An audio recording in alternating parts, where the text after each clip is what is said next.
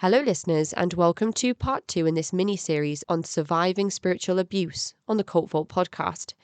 I'm your speaker, Casey, and in part 1, I spoke with Ken Garrett about the general signs of toxic religious spaces. In part 2, Ken talks about his personal experience in an abusive church. And in part 3, we discuss his family, their escape, Ken's recovery, activism, and holding on to his faith. If you would like to support the podcast, please consider heading over to patreon.com/thecultvault for early access to ad-free and full-length episodes from only £1 a month or $1.50. And now, here is Ken. So, the second half of our conversation is really going to focus on the subject of religious trauma and spiritual abuse and how an individual may be able to come out of an abusive environment like this one and still be able to practice their faith. And I suppose a good way to start with that would be to ask if you could give us a synopsis of the book Wounded Faith. Oh, yes.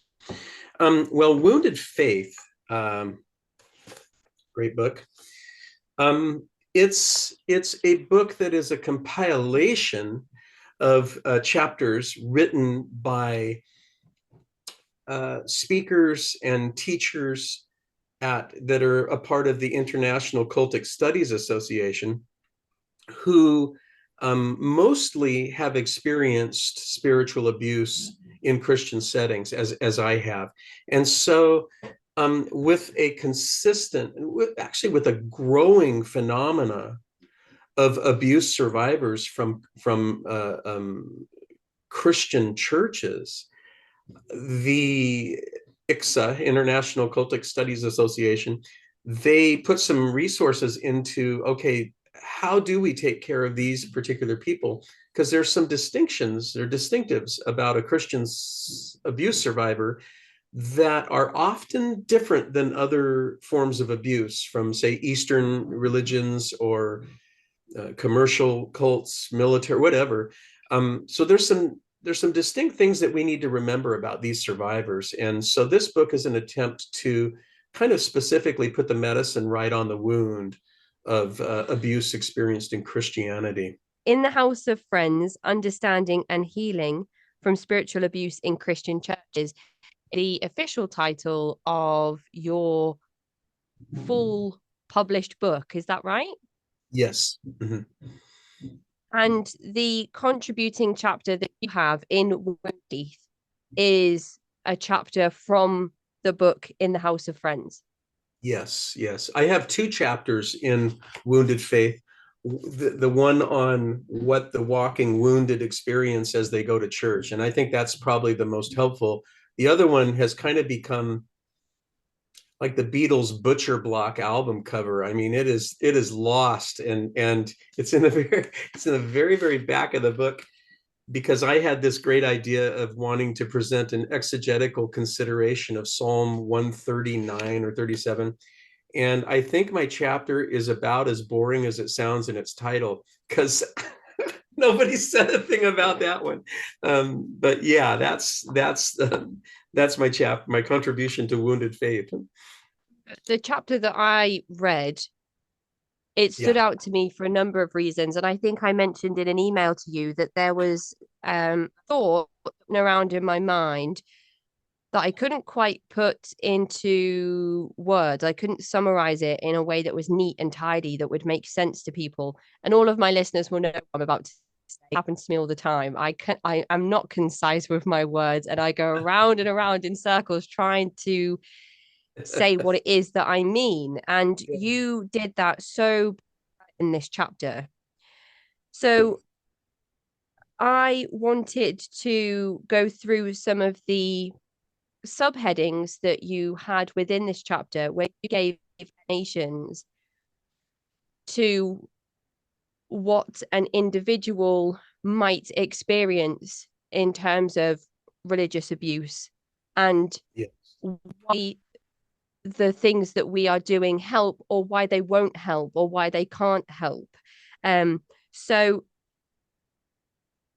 I've written some notes here and I'm not in them. I wondered if we could take a brief look at each of these subheadings, and if you might be able to explain to the listeners how some of these things may manifest within Yes. abuse spiritual environments. And the first one that I've got written here is economic wounds. Yeah, economic wounds. First off, unless you're in a name it and claim it kind of, go grab money for Jesus kind of a church, which most of them are not, you have been in a place where your economic welfare has been uh, pretty much diminished and not even with no concern. The only value of your money has been what you can give to your abuser. So along the way, the longer that you're in this kind of a traumatic, cultic type situation, the more money you give and do not use and invest for things that would bring you joy, bless your life, enjoy that Italian restaurant that is your favorite. I mean, the little things and the big things of investments and growth for the future and retirement, and just the things we do with our money, which represents the hours of our life. So when you're a part of this group and it comes time that you've left, the contract's been broken, you're out the door, you often can find yourself having very diminished economic resources. And Sharon and I had no credit. We had, besides not having credit, we had a terrible credit score. We couldn't get credit. And because we burned through credit cards and everything to pay money into the church. So economically, in terms of the real value, we were pretty low in what we had. And then also, this deals with economics. We had not, while we were in the cult, I had not taken advantage of situations that would increase my economic holdings, like furthering my education, getting a better job, moving up in leadership and management as a paramedic to make more money, to increase the stature and the material goods of my family. And of course, money isn't everything, and I understand that. But nonetheless, those dollars represent the hours of my life, and that does mean a lot. And the cult takes that from you and leaves you economically disadvantaged often. It's very common for survivors of these kinds of groups, and including people that grow up in these kinds of groups, to have much material resources and earning power. So if they do, but oftentimes it's been diminished.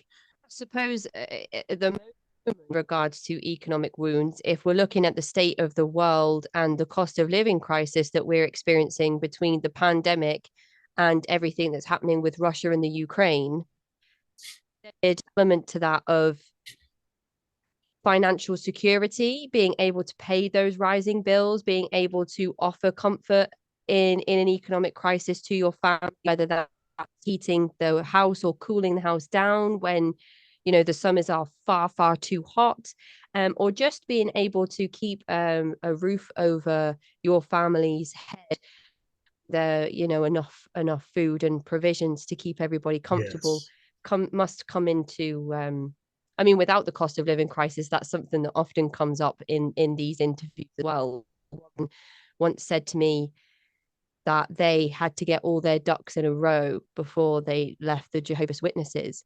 And one of those ducks, of course, included having enough money to actually survive leaving, because of the shunning process, which we know is particularly brutal for Yes, people brutal. that are born and raised in groups and have no idea how they're going to live. And Yeah, the yeah, the next subheading that I've got written here, which you did touch on briefly in that last section, is educational and professional wounds. yeah. Mhm. Yeah, oftentimes in these groups, there might be an ideological aversion toward higher education. Oftentimes, the pastors and the leaders of them have not been formally educated. They have uh, studied on their own, or studied perhaps through a non-accredited organization. Our pastor started to go to school and dropped out, I think because he felt he was too smart to need a higher education for this, and he was smarter than everybody. And that's just my opinion on it. But oftentimes these groups are led by people whose education was either defective or non-existent. So there's not a value on continuing education. There's also often not a value on education for children, particularly women. Why would you need to get a master's degree? What you really need to do is be a good wife and mother. That's the whole, that's God's plan for your life. Of course, that's disastrous, and it's a terrible way to treat a human being. But those kinds of ideas get thrown out as truth, which dissuade the cult member from continuing on.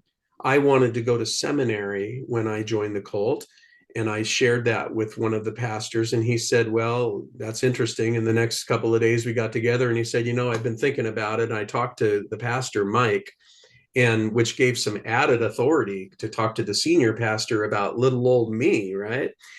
And he said, we just decided seminary would be the worst thing for you. It would just kill your faith, make you a religious phony, and we can do better. We can educate you better. And I believed it. And so I didn't go to seminary for many years. And that was a diminishment of an educational opportunity. And had it been seminary or medical school, which was another thing I'd been considering, regardless of the particular field of study, the church frowned on that. They wanted my money and my brain power and everything to contribute to their immediate success in their little house out in Southeast Portland, rather than taking me away to university or libraries and things like that. So that's kind of, how that worked.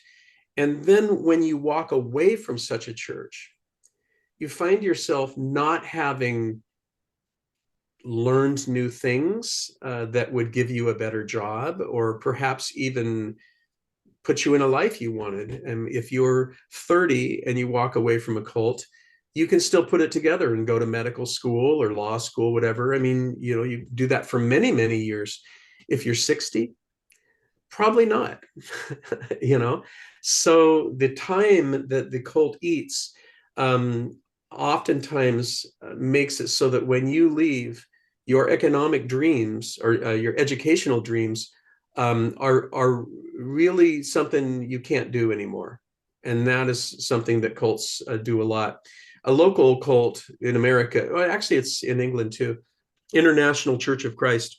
They operate, okay, you know about them. They operate around college campuses. There's one a couple of blocks from my church, and they routinely advise their members to drop out of college in order to full-time make disciples, which means run their Bible studies and infiltrate school cafeterias and libraries to snatch people. And so that's an educational diminishment. A friend of mine who got recruited by them in college was going to be an electrical engineer or something of the sort, and ended up dropping out because he wasn't devoting his life to Jesus by being an electrical engineer. So it kind of works that way. I suppose in the sense of burning all of those bridges, and I hate to, well, I'm going to use the word, cultivating that environment where you are so segregated from everybody that you knew pre-cult. The amount of time and effort and energy that's gone into cultivating that environment could be so easily undone if you were to go to seminary and start learning other people's biblical interpretations of scripture, or if you were to go to medic school and realize that, oh, actually, I would rather spend my time saving more lives than learning this particular pastor's interpretation of the Bible. So I guess there is not just the time, the brain power, and the money that you give to the church, but also the consideration. It could be so easy for all of that to be undone if you were to hang out with worldly people, perhaps. Be with the Philistines. Yeah. um the thing is, when you make those decisions in the cult, I'm not going to I'm going to drop out of school or whatever. You make it with the vast majority of your thinking approving of dropping out of your education. You feel like you're doing the right thing, the best thing, because your emotional needs are being met right now. Why spend another $30,000 for an education that's not going to give you the things you're getting now in the cult? I believe there's a tiny little pea-sized part of you deep in your soul that is your soul, and that the cult simply never gets to.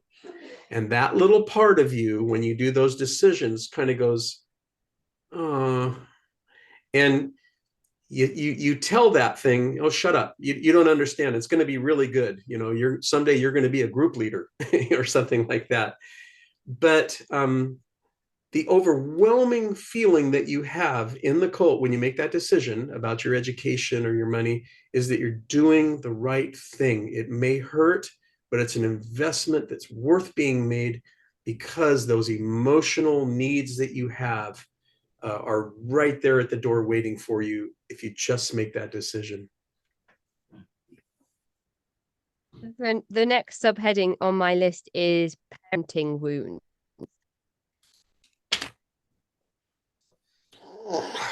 Yeah, yeah. Parenting wounds. Of course, the greatest relationship that exists within the cult, that is the most troubling to the cult leaders, is the bonds between parents and children, particularly mothers and their children. I've read studies that are fascinating studies that have mentioned, and these aren't Christian groups, but in some political cults and pretty rough stuff. It's when a mother truly realizes that her children are endangered in and by a cult, that's when she's likely to walk out the door. So very, very strong minds. So in our group, it wasn't until the parents started realizing the horrible effect this was having on children, and subsequently we learned our children had been molested by the pastor along with a few other children. But even before that, it wasn't until we realized the break in relationship between us and our children that we wanted and that we didn't have, and that was fostered and smiled upon by the cult, that we just realized our inner family life was empty within the cult. There was no closeness, and there was a lot of damage being done. So the parenting wounds are that when you leave a group like this, a cult, then your child oftentimes isn't ready to leave the cult. And they certainly aren't liable for the character and the personalities developed in the cult, because they were survival personalities that helped them make it in the cult. And so when you leave the cult and then you suddenly say, oh, by the way, we're not going to do this anymore, this was wrong, you're not going to lie about these things, we realize that was happening, but that was wrong. It's not like children can just handle a sudden shift in home and be okay with it, because they didn't choose who they are in the first place. They were born into this thing and raised in it. So you as a parent begin to see, in perhaps no other more clear and humbling way, the damage that the cult has done to your children. And it's a terrible, terrible thing to see that your child was afraid when you didn't think they were, and that your child was forced to repeat Bible verses and perspectives that they didn't believe and they didn't know. I mean, when my 3-year-old is quoting the Bible, for God so loves the world that he gave his only begotten son, these beautiful words with rich significance, how is that 3-year-old to understand what the heck that means? So when you begin to understand that you have raised your child in an inappropriate environment, expecting more mature behaviors and perspectives out of your child than they really are able to have, you feel terrible because you've lost those years. My daughters were, our youngest was a year and a half, and my middle girl was 10, and my oldest was 12. And they had been raised in a cult. Not so much my youngest, but my 2 older girls. And we couldn't get those years back from them. And so the parenting wounds are that you realize, I think I only speak for myself here. I realized that I had given over responsibilities that I had as a father and that Sharon had as a mother. I had ceded those to cult leaders by following their teachings, by allowing their involvement and criticism over my parenting practices.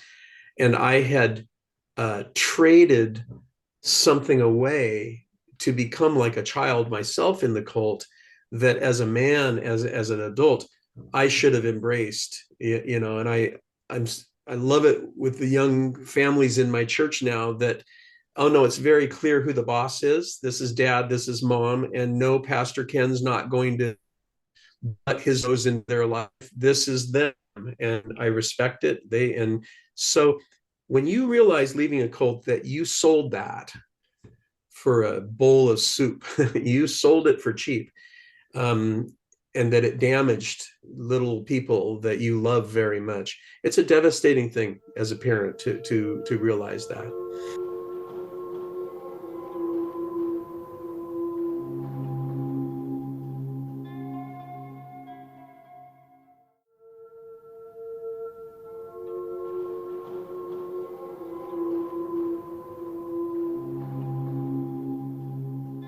Infantilizing of adult members in coercive groups again is something that is a hallmark of coercive we hear about quite a lot on the show.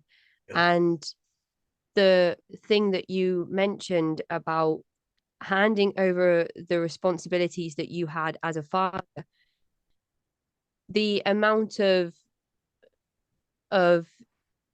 introspection and deconstruction and healing and recovery must have had to go through to be able to openly discuss those things and take responsibility for those things, I think is quite telling of the person that you are and the experiences that you've been through. I think it takes a brave person to be able to come on somebody else's podcast and openly express those things. So I do appreciate you sharing that with me. Would you say that it's fair to assume then that with this next subheading of marriage wounds, some of the responsibility that you had as a husband, you also away to leadership in the church as well? Absolutely. I don't believe the church at any time treated Sharon as a spouse, or and sought to meet those needs. I wouldn't say that that was church policy at all. It's just that I tolerated viewing her as a fellow disciple, first off. So I didn't allow for the personal and intimate secret life that every husband and wife, should share with one another. And once we, in a sense, objectified each other, and I'll only speak for myself, as I objectified that in her, it became a lot easier to blame her for my own struggles in life, my own problems and whatnot.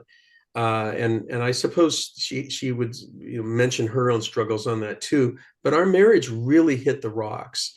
It was marked by a lot of fighting, infidelity, and betrayal of each other personally within the cult. And basically, we would lay in bed at night, and it was like we were sleeping next to a stranger.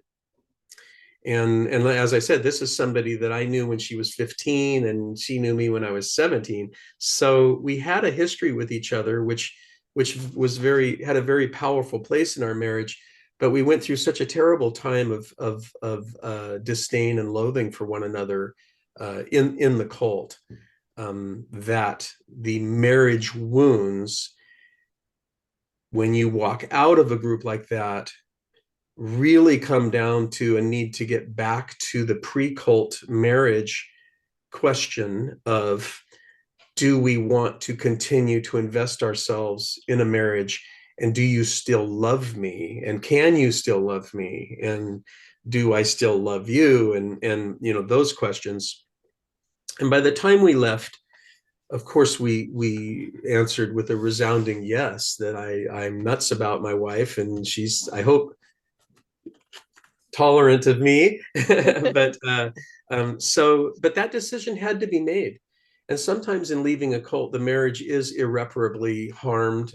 Sometimes marriages that happen within the cult don't have much of a chance when they leave the cult, because the only person you've ever known is the cult person. And once you leave and the cult person sheds itself from the soul of the person, people just realize, we're not right, and this isn't going to work. And I don't care what anybody says, it's not going to work. And they split up. And I accept that. I've seen it as a pastor. But that was the basic level of decision. Now, in terms of the betrayals in the marriage, I won't go into a big thing about all that. Nobody really wants to hear how 60-year-olds screwed up their life 30 or 40 years ago. But when we left, my feelings about Sharon, and I think her feelings about me, they were like this. Let's just say we had been in an internment camp and we had suffered gravely and terribly. And we had probably, well, we don't know how, but we stayed alive when many, many, many, many others didn't make it. And many other marriages didn't make it.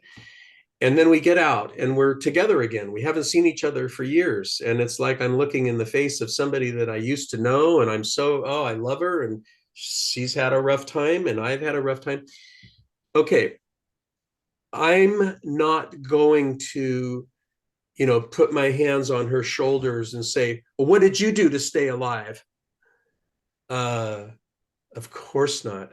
I'm going to say, thank God you're alive too. Let's get out of here. So that's kind of how it worked for this guy. Yeah. I love that so much. That's like a really beautiful way of summarizing that whole thing. I suppose a lot of the time.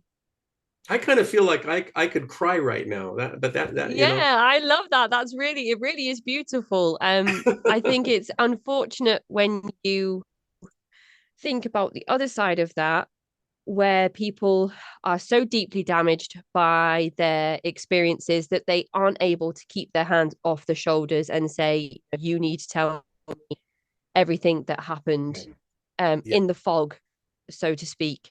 Um, and the almost trauma bonding experience mentioned as well of people meeting in the cult and marrying in the cult, either because they think it's a good idea or because leadership suggests that it's the right thing, or however those environments might play out. But then we do hear the occasional story of people meeting in these environments And leaving together. and and still being together and still being wildly in love. Yes. I've heard even stories of former Unification Church members who were matched by some young moon who happened to actually genuinely Yes. fall in love with each other. So I think that that it gives me goosebumps to think about. There are some situations where it's not all bad. And I think it was Pat Ryan who told me that it's really important to understand that not 100% of the takeaway of a cultic experience will be bad. Um, and that was kind of like an epiphany for me. I was like, oh, Oh of yeah, course. yeah. You're absolutely right. Pat, yeah, you're absolutely right in that. And when I kind of first got into this cult recovery thing of just a few years ago, I was dead set on the idea that if you met in the cult, it's likely your marriage is going to not make it. And I even met with a pastor about a group that he was helping, full of fifth and sixth generation cultists Wow. who had, of course, met in the cult, and now they were leaving the cult. And I didn't give him any hope at all. I kind of said, well, I think you should expect a lot of marital problems and all that. And I was wrong about that, and proven wrong as I observed them in their recovery process. And that's a perspective that I absolutely have changed in. And I don't do that anymore because I just didn't think about it or whatever, but I grossly underestimated the power of two people just deciding to keep a loving commitment to each other, regardless of where they come from or where they met or what they brought into it. And that is so uniquely powerful that I've kind of been reconverted to love in that. I believe in that now, and I don't go there anymore. It's tough if you met in the cult, but if you both say, you know what, you aren't the person that I met in the cult now, and I'm not the person you met in the cult now, but you know what, I really want to make a go of this. Let's stick together. Wow, power. So Really um, powerful. yeah. And after looking at some of these subheadings, there were some things that were listed in the chapter that might manifest in an individual as a result of experiencing these different wounds or types of abuse, either one or all, or a Yeah. combination of wounds. And some of the things listed included guilt, depression, shame, self-medication, which you alluded to at the start of the episode when you're wandering your childhood streets chain smoking. Is this something that you think you would easily be able to recognize now, when somebody might be suffering from spiritual, or are these still things that, because spiritual abuse is invisible, isn't it? We can't see those physical wounds because they're Yeah. not physical wounds. Do you think now, as somebody that's it, you'd be able to identify somebody that might be going through those things, or is it still just as invisible as it's always been? Yeah. I think depending on how much exposure I have to a person, I might be able to identify them. Uh, one younger man, I met with him and I could just tell he was stressed beyond stress. He'd recently left his cult. And I said, how much are you sleeping? And he said, well, a couple hours here and there. And I said, how much are you drinking? And he said, well, I'm putting away about this a fifth or whatever, this much a night before I go to bed, or probably throughout the day. But so sometimes I am allowed in personally enough that it is appropriate for me to ask those questions. Other forms of self-medication, and by the way, cigarettes were nothing to me. I was a cocaine guy. Okay, so Right. let's just be clear. How smoking a cigarette to me, life would be very good if I just would have stopped there and quit later. But I had a lot of other things. So the self-medication, so many of them are deeply, deeply personal, shame-inducing in themselves. So you're probably not going to meet with Pastor Ken over a cup of coffee and spill your guts to him, nor would I feel you should. I mainly just wanted to identify that we often find substances, or we often find activities and substances to give us the substance we want called dopamine.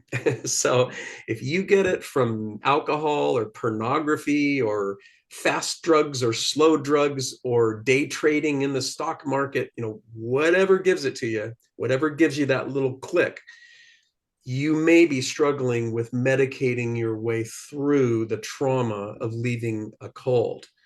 And that sometimes I'm led into that discussion, but oftentimes I strongly feel that a person who's left a group like that, even if they feel great, should get a checkup from their doctor and have conversations and let the doctor know.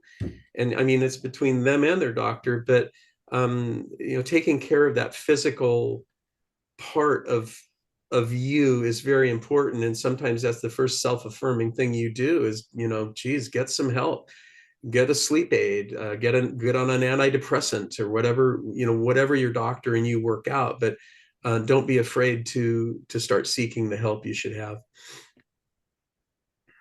When you were talking earlier about getting the emotional support or the emotional feedback from the group, that I was thinking dopamine hits and the way that the brain becomes almost unable to function without it, and the dependence on the leader grows, the group and the community grows because of that environment. And of course, when things become so malignant inside the community that you're in, where all families are living together and things kind of go downhill pretty quickly, the emotional feedback is probably just becoming less and less and less. So you're out like, how else can I fulfill part of myself? So I suppose in that way, not only is it a coping mechanism for perhaps trying to block out these thoughts of what am I doing? Why am I here? What about my family? What about my job? And all of those things, even if it's not that, or not a way to block out physical abuse or psychological abuse, but also for you to kind of keep your body getting those things that it's been craving, that it's been programmed to need in order to function for a very long time. Sure. Which is just me kind of rambling on, thinking about things that are being said as we go.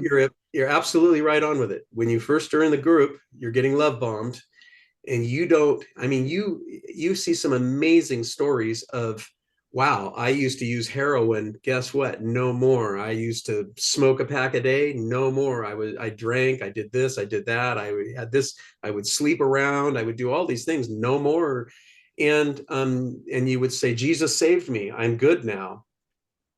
And really, Package that up into like a newsletter or some type of propaganda that you can oh, distribute on the streets. oh yeah. I mean, wow, look at how powerful we are. We help people overcome these things.